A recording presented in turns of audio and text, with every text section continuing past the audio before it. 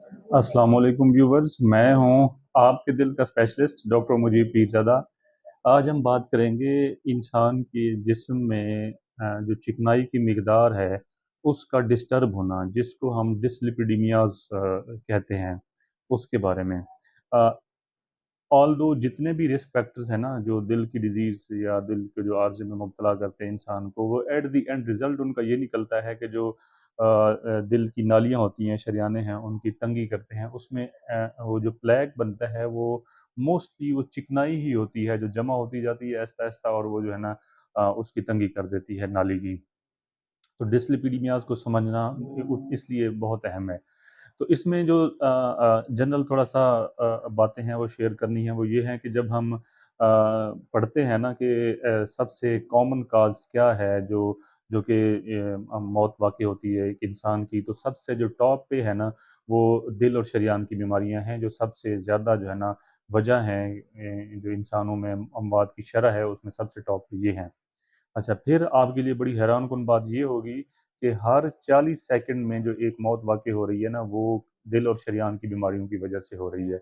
और उसमें फिर ये देखें कि जो अगर हम टोटल जो डेथ रेशियो है, उसको अगर देखें तो हर जो 7वीं डेथ होती है इंसान की, वो इस दिल और दिल की जो शरेयान हैं, उनकी वजह से हो रही होती है।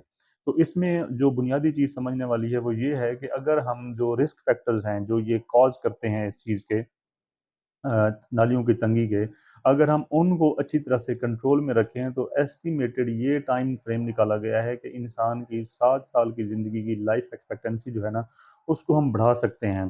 तो वो कौन से फैक्टर्स हैं जिनके ऊपर अमल पैरा होके हम ये 7 साल ज़िंदगी जो है ना बढ़ा सकते हैं? उसमें सबसे टॉप पे ऑब्वियसली ये डिसलिपिडीमियाज़ ही हैं। इनको अगर हम कंट्रोल करें, इसमें जो गाइडलाइंस फोकस करती है ना, वो जो सबसे इम्पोर्टेंट है ना, वो लो डेंसिटी लिपोप्रोटीन्स एलडीएल हैं, जिनको हमें कंट्रोल करना है। वो ये देखा गया है कि आइडियली जो है ना वो 100 किलो इसकी लेवल होनी चाहिए माइक्रोग्राम पर डेसीलीटर। और जिनको आर्जा हो चुका है, अटैक हो चुका है, उनकी लेवल्स और कम रखने में मजीद बेनिफिट्स देखे गए हैं, मतलब बिलो 70 तक भी रिकमेंडेशन हैं। अगर दिल का अटैक हो गया तो उनकी हमने इस 70 से भी कम तक लेके आनी है। अच्छा, उसमें फिर ट्राइग्लिसराइड्स की लेवल भी गाइडलाइंस कहते हैं कि आइडियली 100 से नीचे होनी चाहिए। वैसे रूटीन में अगर देखें तो पेशेंट सारे होते हैं, वो उनकी जो है ना बाकी जो लिपिड प्रोफाइल होती है वो ठीक होती है, लेकिन थोड़ा बहुत जो है ना वो ट्राइग्लिसराइड्स के ऊपर बड़ा कंसर्न होता है कि वो लेवल्स काफ़ी डिरेंज होती हैं। तो इसमें समझने वाली बात ये है कि कोई ऐसी ज़्यादा परेशानी वाली बात नहीं है। ट्राइग्लिसराइड्स जो कुछ पॉइंट्स में हैं जो नालियों की तंगी में इनका किरदार होता है, उससे कहीं ज़्यादा बढ़ के जो है ना, जब ये हाई लेवल्स इनकी आएँ, जिनको हम कहते हैं कि 500 से क्रॉस कर गई हैं, तो उसमें हमें रिस्क होता है कि लबे के अंदर जो है ना वो कोई स्टोन या कोई इस तरह की चीज़ ना बना दें, उसकी सोज़िश वगैरह ना कर दें। तो उसके लिए फिर हम ट्रीट करते हैं इसको कि ये लेवल जल्दी-जल्दी जो है ना वो हम कंट्रोल कर लें। दूसरे नंबर पे जो सबसे इम्पोर्टेंट चीज़ आती है, वो जो दिल की नालियों की तंगी को कंट्रोल कर सकती है, वो ऑब्वियसली ब्लड प्रेशर है। ब्लड प्रेशर की जो बीमारी है वो ऐसी है, इसको साइलेंट किलर कहते हैं। ये आपने बिला नागा जो है ना वो दवाई इसको इस्तेमाल करनी। ऐसा नहीं है कि जिस तरह रूटीन में हमारी मतलब एक जनरल पब्लिक में कॉन्सेप्ट है कि बीपी बढ़ाओ टैबलेट यूज़ कर ली, ये बहुत ही गलत रेमेडी है। इसको बिल्कुल नहीं अपनाना चाहिए। रेगुलर मेडिसिन लेनी चाहिए ब्लड प्रेशर की। रिकमेंडेशंस ये हैं कि 130 डिजिट जो है वो भी ना हो, उससे भी नीचे हो अगर आप ब्लड प्रेशर के मरीज़ हैं, तो अच्छा कंट्रोल आपका जाएगा। और जिसका ऑब्वियसली ब्लड प्रेशर नहीं है, तो वो तो 120 बिलो लेवल जो है ना वो एक्सेप्टेबल है। ये सिस्टोलिक की बात कर रहा हूँ जो ऊपर वाला होता है। तीसरे नंबर पे जो बात आती है वो है आपकी डायबिटीज़ की। शुगर अगर है तो HbA1c करवाएँ, और वो उसको जो है ना आप बिलो 7 रखें, आइडियल ये होता है। इसका मतलब है कि आपका ब्लड प्रेशर कंट्रोल अच्छा जा रहा है, और आप जो नालियों की तंगी वाली मतलब जो रिस्क फैक्टर्स हैं, आप उनको कंट्रोल करने में कामयाब हो रहे हैं। फिर चौथे नंबर पे है जी आपकी स्मोकिंग, सिगरेट सीज़ेशन, कंप्लीट सीज़ेशन। बल्कि मैं तो ये कहता होता हूँ कि आपने सिगरेट छोड़ने नहीं है, आपने सिगरेट से तौबा तैब होना है, ताकि जो आपके जो रिस्क फैक्टर्स हैं वो बड़े अच्छे तरीके से कंट्रोल हों।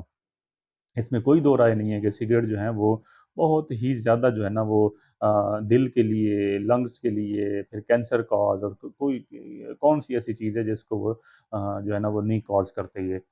अच्छा, उसके बाद फिर आता है आपकी आइडियल बॉडी वेट है, वो जो बॉडी मास इंडेक्स हम निकालते हैं, वो 25 से कम आइडियली रखना चाहिए, ताकि आपका जो है ना वो रिस्क फैक्टर ना हो नालियों की तंगी के। क्योंकि ऑब्वियसली वही बात कि 7 साल जो है ना लाइफ एक्सपेक्टेंसी के बढ़ जाते हैं।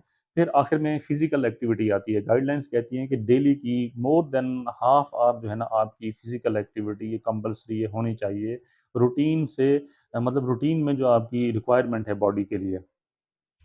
अच्छा, इसमें फिर जो जो लिपिड्स हैं वो अगर हम एलडीएल लेवल को देखें उसकी बेस पे ही मोस्टली ट्रीटमेंट इसकी रिकमेंडेड है। अगर वो 190 से ज़्यादा आ रहे हैं तो आपको हाई इंटेंसिटी जो चिकनाई कम करने वाली गोलियां ना वो लेनी पड़ती हैं। हाई इंटेंसिटी का मतलब ये होता है कि 50% जो जितनी लेवल्स आई हैं हमने जल्द अज जल्द उसकी 50% लेवल्स कम करनी है जो जो रिपोर्ट्स में आ रही होती हैं।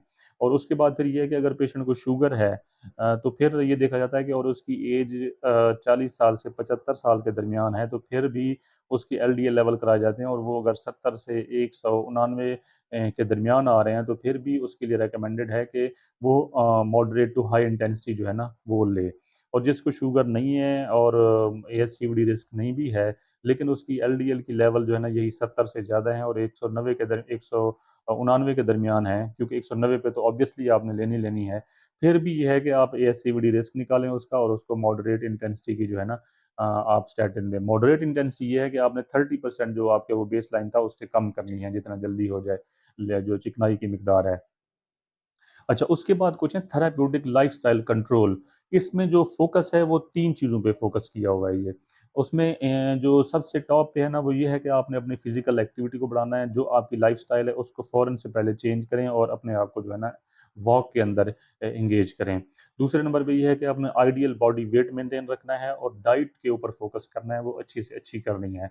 अब इसमें रफली अगर हम देखें तो गाइडलाइंस ये कहते हैं कि आपकी जो टोटल कैलोरीज़ हैं डेली की ना उसमें 50% आपके कार्ब्स होने चाहिए, 35% जो है ना वो फैट होनी चाहिए और 25 उसमें बाकी जो 15% बचता है वो आपकी होनी चाहिए प्रोटीन।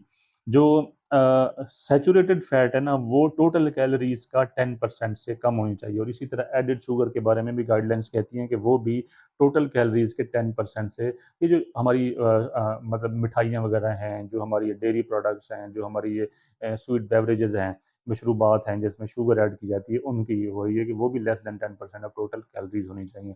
और फिर साल्ट का है, गाइडलाइंस कहती हैं कि वो आपका 2.3 ग्राम से जो है ना वो डेली इतने तक जो है ना वो साल्ट ले सकते हैं। हार्ट फेलियर वाले पेशेंट जो होते हैं, उनके लिए और कम है, वो 1 से डेढ़ ग्राम तक जो है ना वो डेली उनके रिकमेंडेशंस हैं कि वो ये साल्ट ले सकते हैं।